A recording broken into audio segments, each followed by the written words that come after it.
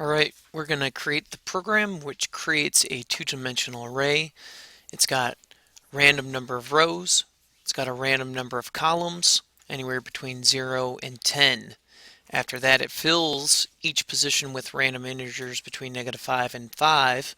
It prints the array in a nice format, and it finds the sum of each row, and it then prints off which row has the highest sum.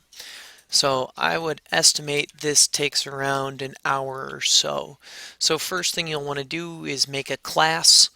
Um, and what I've done, I've got my requirements, I've got the class, and we're going to create a public static void main first. Okay. All right, so gonna kind of give you one of those things. Let's say I'll tell you to pause, do this, then you can continue and see if you did the right thing. And by all means, there's multiple ways to accomplish one problem, and I don't expect everyone to do it exactly the same way, but I'll give you one way of doing it at least. Okay, so our first step is to create an array with random numbers of rows and columns. So because we are going to be using random so much, I am going to be using the random class. So java.util.random will allow us to use the random object. And to create the random object, you call the class, we'll give it a name for the object, and we can then create the constructor call that says let's create a random object. So now I can call next int, and with a parameter it'll give me a random number from that number to that number.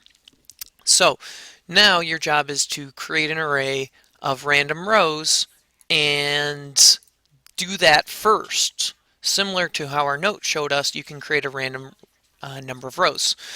So I'll get you started.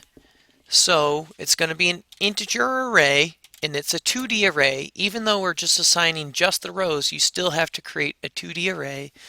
I'm going to call it ARR for array for short, equals. Now think, what would it take to create a it needs to be between 0 and 10, including 10. So you want to create the array between 0 and 10. Take a pause now, see if you can do it. Okay, if you've attempted it, it looks like this. It's a new integer.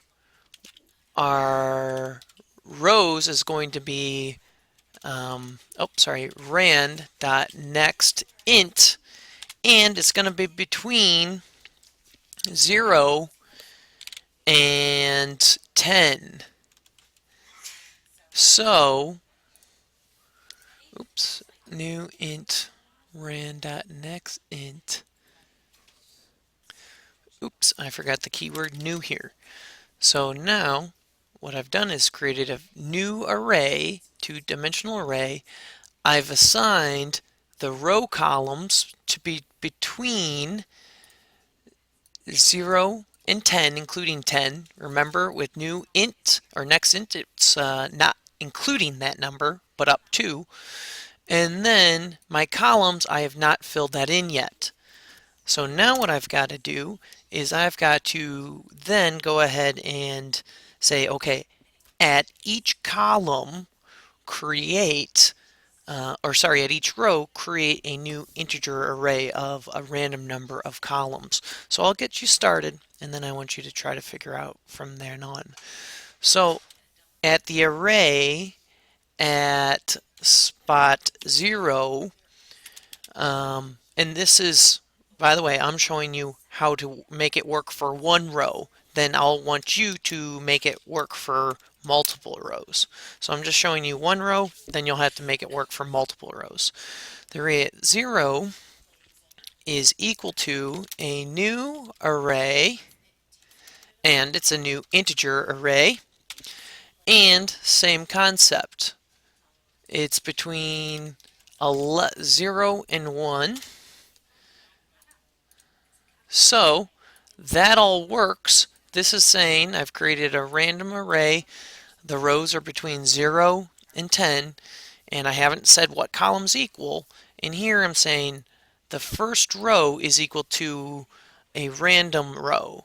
So now I want you to try to figure out how to make every row in your array equal to a new array with varying columns. Okay, take a pause now. Okay, so there wasn't much we had to do. What we had to do is we had to create a for loop that says start at spot 0, go until you've reached the array.length, which remembers how many rows there are, increment our variable, and say the array at row x is equal to a new array that has between 0 and 10 spots. Okay, so now we've effectively completed part 1. Now we want to fill in it with values between -5 and 5. But actually, before we do that, let's print off this array and make it look nice so that we know what we've done so far is working. So I'll help you get started, and then I'll ask you to pause and figure out some things on your own. Okay, so here we go. We're creating an array that we can print through every item. So in order for us to print the first row, we would want to do a system.out.print and we can say the array at spot 0, column 0, row 0, and that will go ahead and print it off. I didn't know if Mr. Bardon was still around me. So this will just print the location 0, 0. So instead, how would we get it to print every location? Try to figure that out now. Okay, if you need a little extra help, the first thing that you have to do is get it to print every column. So I can say column is less than the array at spot, well, we're going to change start at 0, and while column plus plus. So instead of the array at 0, we want this to be column. Remember, because this is the row, this is the column. So, oops, dot length. Okay, so there we go. Always be compiling every couple seconds to make sure what you typed in worked. So all this will do is print off the first row. So here we go. Our first row had a couple zeros. If we run it again, it'll be random amount. So great. We know that at least that works. Now we need to, that only printed off our first row. We want to print off every row. So while row is less than the array.length, that tells us how many rows there are. Alright, make it all look pretty. Alright, there we go. Looks nice and pretty. So, the one thing though about this is everything's gonna be in one huge row. So let's make sure after we've completed a column, well, let's go ahead and print a new line. So I'm just going to copy that. And now, after each column, we're printing off a new line. Great. So, yep, okay.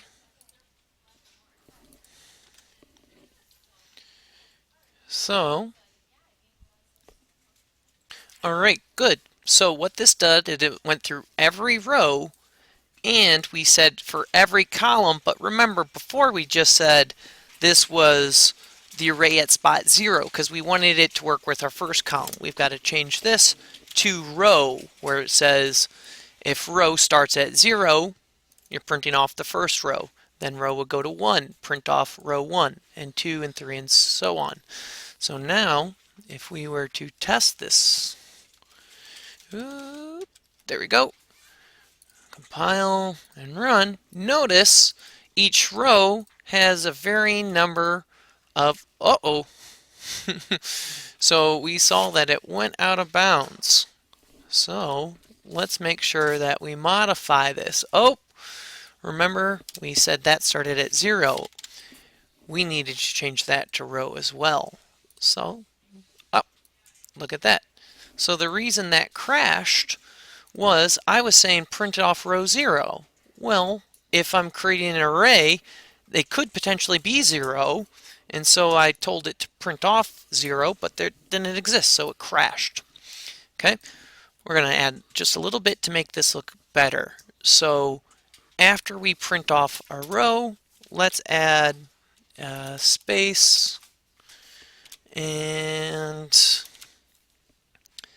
there we go. So it looks a little better. Now, if you can try to get it so the comma isn't at the end, I would prefer that, but minimally get it to look like that. Okay, so now we've got it printed off, and let's add some comments. Prints off the array. And up here, this is creating the array. Okay, now part 2. Okay, we kind of skipped to 3, but now that we've done this part, we can just copy this code and call it again. So part 2, we need to fill in every spot, fills every value with a number that is between -5 and 5, and that's inclusive. Okay. So if I wanted to fill spot 0, 0, row 0, column 0, with a number between -5 and 5, how would I do that? Take a pause, try to figure out that now. Good. So you would have something like the array at spot 0, 0 is equal to a random number next int at 6. Now, the tricky part is how do you create a random number that's between -5 and 5? All random does is it can create a negative number from 0 up to a number. So we can easily create a random number from 0 to 5, but there's no easy way to create a random number from a negative number to a positive number. So what we can do is we can use next Boolean in random class. If next Boolean saying this is either going to be true or false, we can take, and instead of 0, 0, I'm going to call it rand. Okay, random. Okay, so random is equal to a random number between 0 and 5. If this is true, I'm going to change random multiplied by a negative number. So this is where you can use multiplication equal sign -1 to say create a random number between 0 and 5. Half the time, multiply it by -1. Boom. So we've got our -5 to +5. Now we can say the array at spot 0, 0 is equal to random num. Okay. Oops. Make sure everything is good with brackets. Okay, so now we want to put it in every location. So you will need a nested for loop similar to what we have to print everything. So I'm just going to steal that format. Okay, and here, this is where I can steal my array And it's not at 0, 0 that I want to equal a random number, but I want it to